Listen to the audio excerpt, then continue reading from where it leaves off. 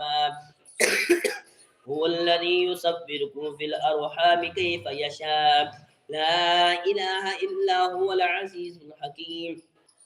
هو الذي يصبركم في الأرحام كيف يشاء لا إله إلا هو العزيز الحكيم إن هو الذي أنزل عليك الكتاب منه آيات محكمات هن أم الكتاب وأخر متشابهات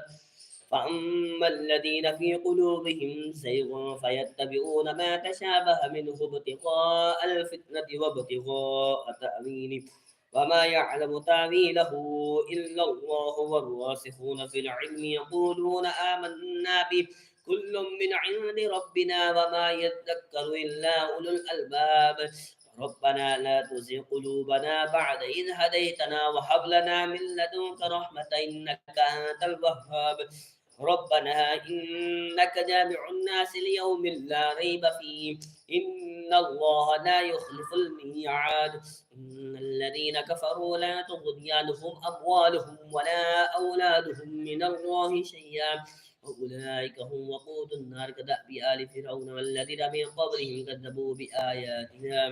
كذبوا بآياتنا فأخذهم الله بذنوبهم الله شديد العقاب قل للذين كفروا ستغلبون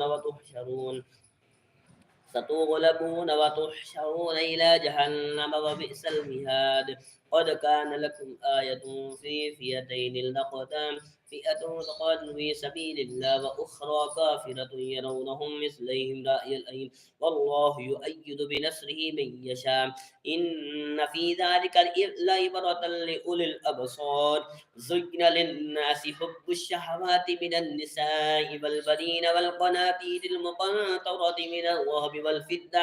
والفضة والخيل المسومة والأنعام والحرث ذلك متاع الحياة الدنيا والله عنده حسن المآب قل أنبئكم بخير من ذلكم للذين اتقوا عند ربهم جنات تجري من تحتها الأنهار خالدين فيها وأزواج مطهرة ورضوان من الله والله بصير بالعباد الذين يقولون ربنا إننا آمنا فاغفر لنا ذنوبنا وقنا عذاب النار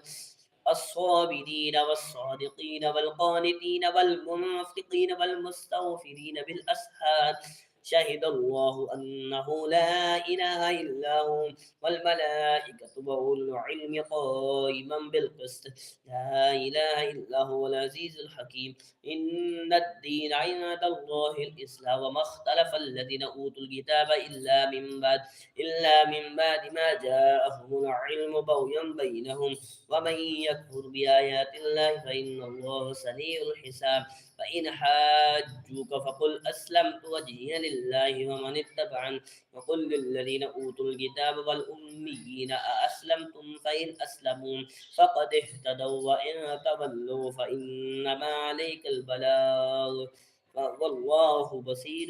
بالعباد